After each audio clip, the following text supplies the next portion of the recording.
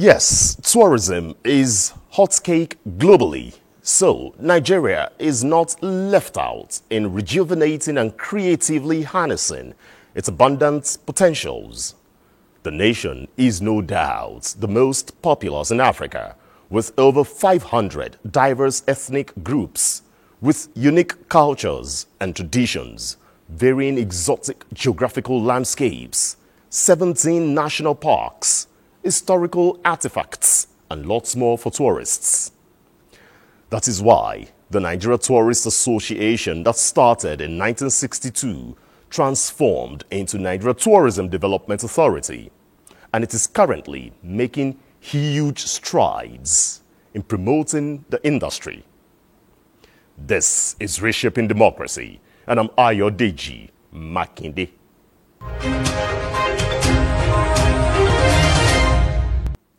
Now, our searchlight this time is on Nigeria Tourism Development Authority, promoting a new vision for tourism marketing and development.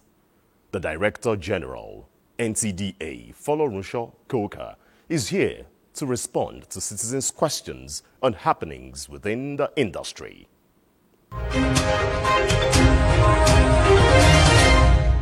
DG sir, could you explain to us how tourism, as one of the new components of President Bola Tinubu's digital economy, can drive overall development?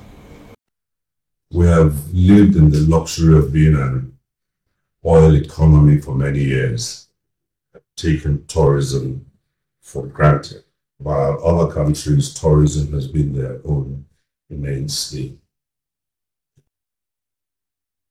But I think we're waking up, tourism is performed, and we're waking up to the fact that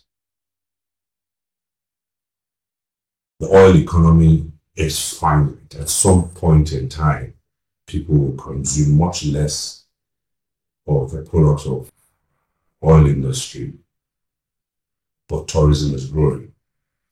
What is it now? It's about a $9.5 trillion global economy, largest employment of labor, employing 300 million people, strategically women and youth.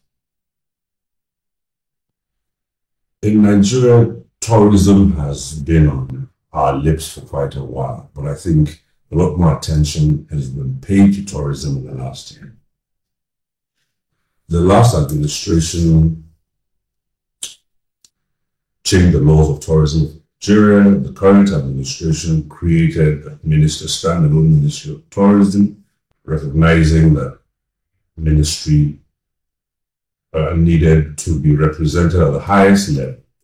Business needed to be represented at the highest level in cabinet. That doesn't last very long, but it's still in safe space and good. It's represented at the Executive Council. Take us through the best approach to taking full advantage of Nigeria's tourism exports. We are fortunate with the mediums of cultural expressions that we have that speak to tourism in Nigeria. And I'll just take you through them. The music of Nigeria wins accolades. The fashion of Nigeria, film of Nigeria, even the culinary skills of Nigerians, from the jollof rice to the egusi, etc., that's going on now. I won't say it's a religion of Nigeria, but there's a unique Pentecostal flavor to Christianity in Nigeria that has a global footprint. You can say Nigeria to some extent is like a mecca in religion for certain groups. I will make an example of RCCG.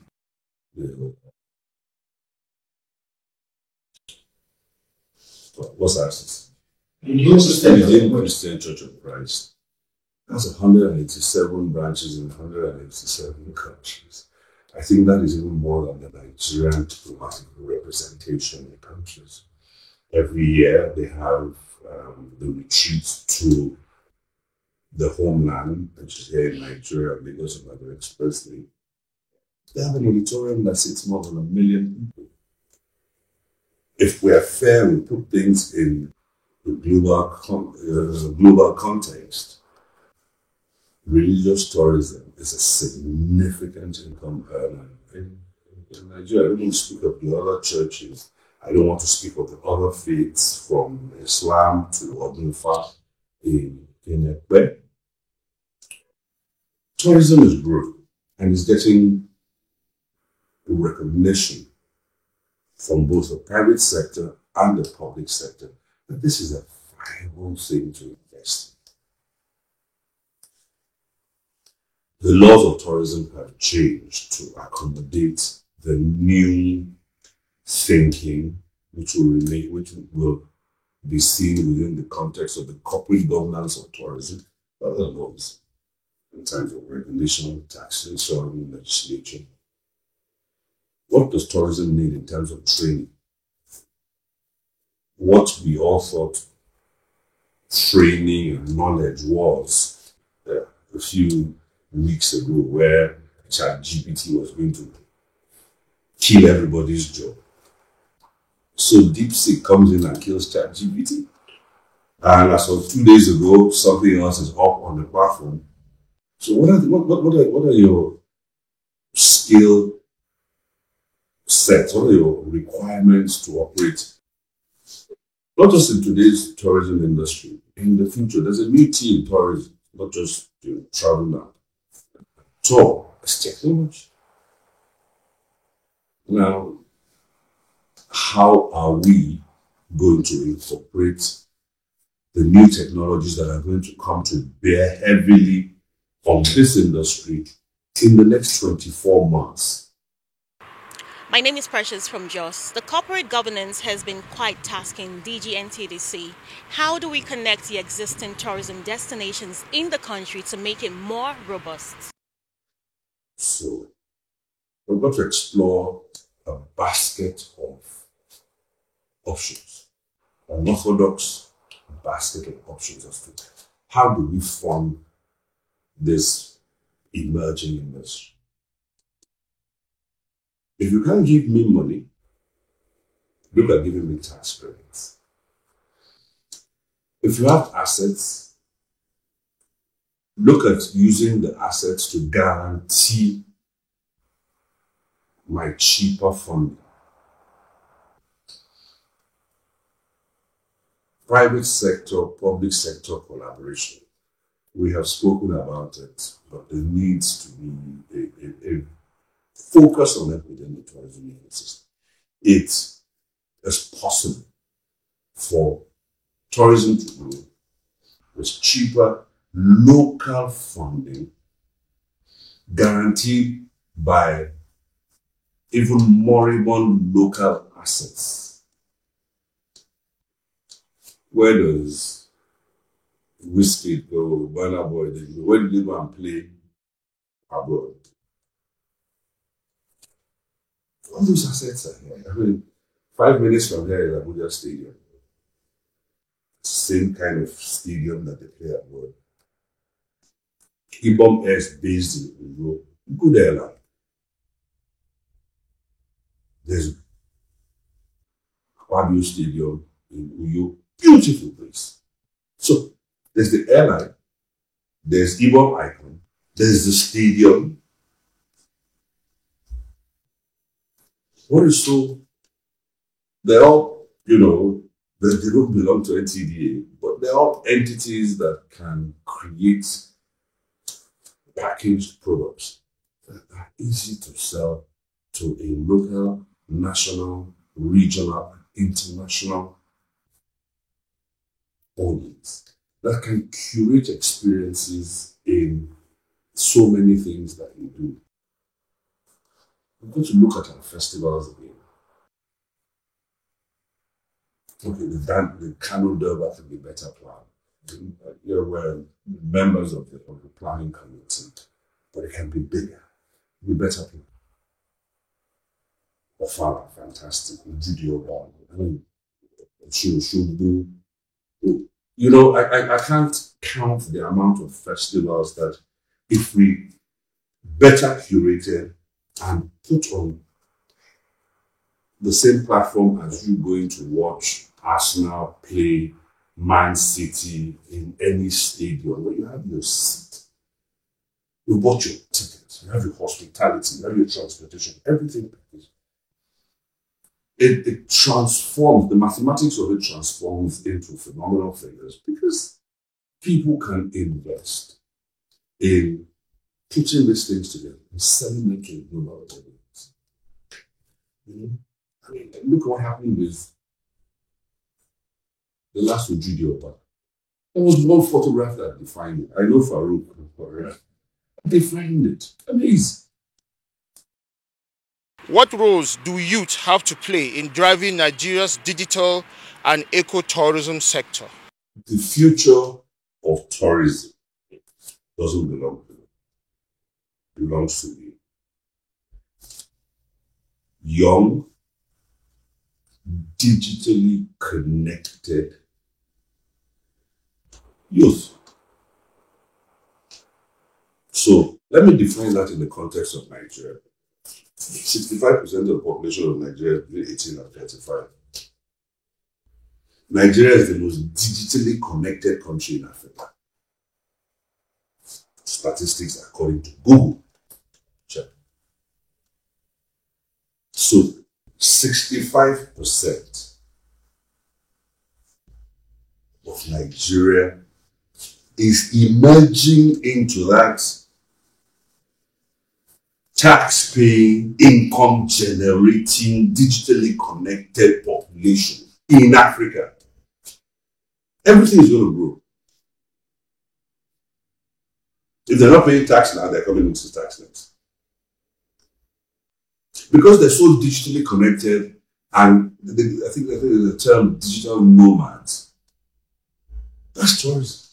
They're the ones that are curious enough to overcome the inertia to move from Lagos to Kaduna by road to globally.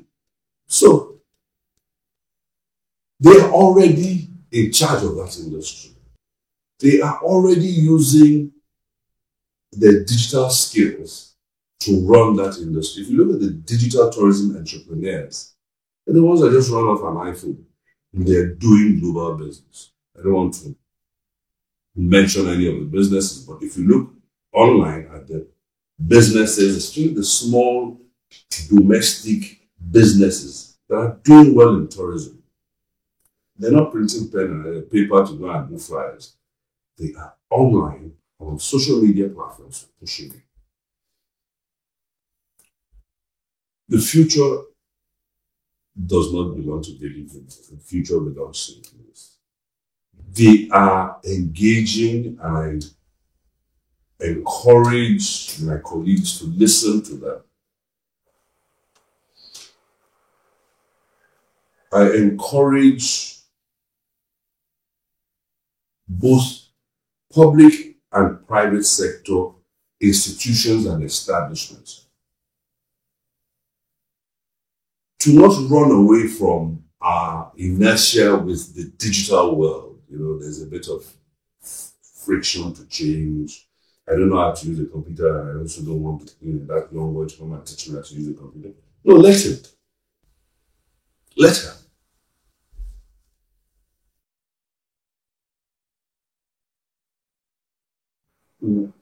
We must allow them to grow into that gap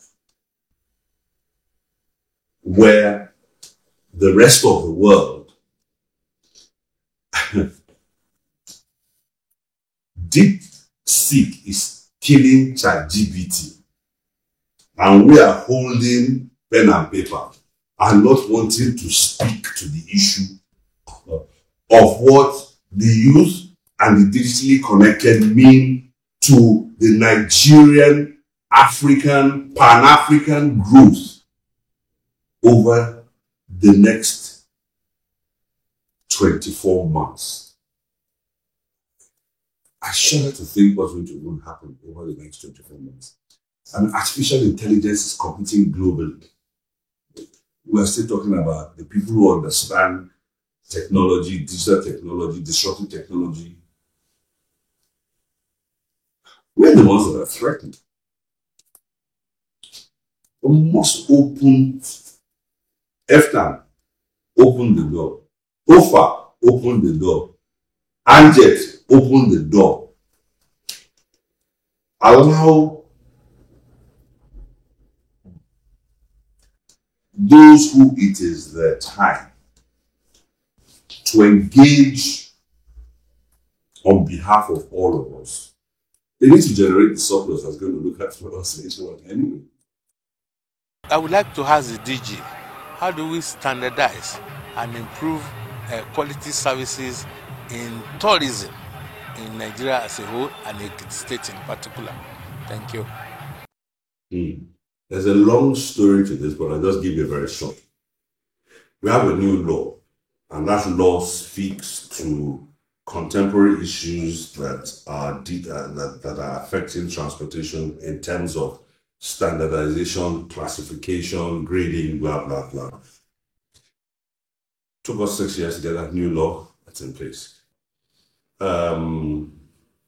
We're currently in the final stages of certification by the Standards Organization of Nigeria for ISO 9001 that gives us the processes for us to say we can grade and standardize establishments within this particular industry.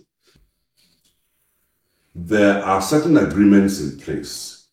There's the Africa Free Trade Continental Agreement, and most recently the ECOWAS Agreement on classifications and standardizations that we have as a country signed up to.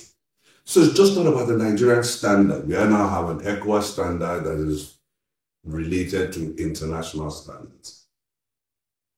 Bottom line is value for money. A hotel in a village that has a bucket and cup in the bathroom cannot take a state government's classification as a 3-star hotel when there's a hotel in the city that has a rain shower, a fridge, internet, blah, blah, blah, and says it's 3-star. So classification, grading, standardization is a national issue. But as we have it today, it is still a bit fragmented. So we are trying to come to a consensus where we can reach agreements with the states. This thing needs to be done in this particular way. And in support of that, we are seeking a constitutional amendment that clearly addresses the fact that Nigerian tourism, it's not about the money of it, it's about the question you ask, the standards, the classifications, the grading that makes value for money standard across Nigeria. That if I go to Zamfara, if I go to Sokoto, if I go to Kebbi, if I go to Enugu, wherever I go, a 3-star hotel is a 3-star hotel. Or else we'll have 36 standards, 36 gradings, 36 classifications. Media marketability of Nigerian tourism sector in the global perspective. You know, there's no way we can sell Nigeria without leveraging on the media, particularly the global media. Relationship with the press. We need the press not to be sensational, but to be developmental about the needs of Nigeria, especially with regards to tourism. So, there are many places in which one small disease will break out, one petrol tanker will fall over, and one school shooting will happen. The sensationalization of such events is detrimental to the tourism industry. Day after day, hour after hour, and it's continuing.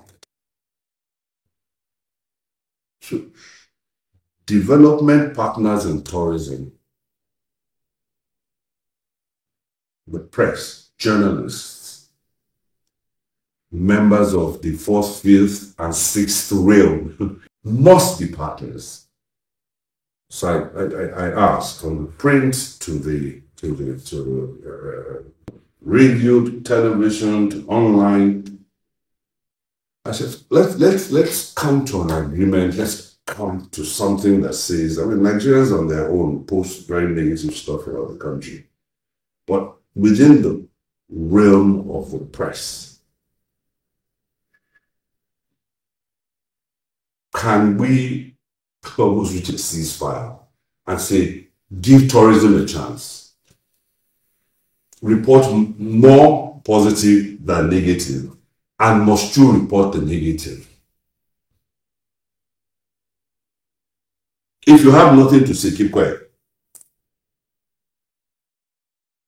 If you have something to say, can it not be consistently negative? Ilẹ̀ bàbá wa ni tá a bá pọ́nlé, a ló fẹ́ bá wa pọ́nlé.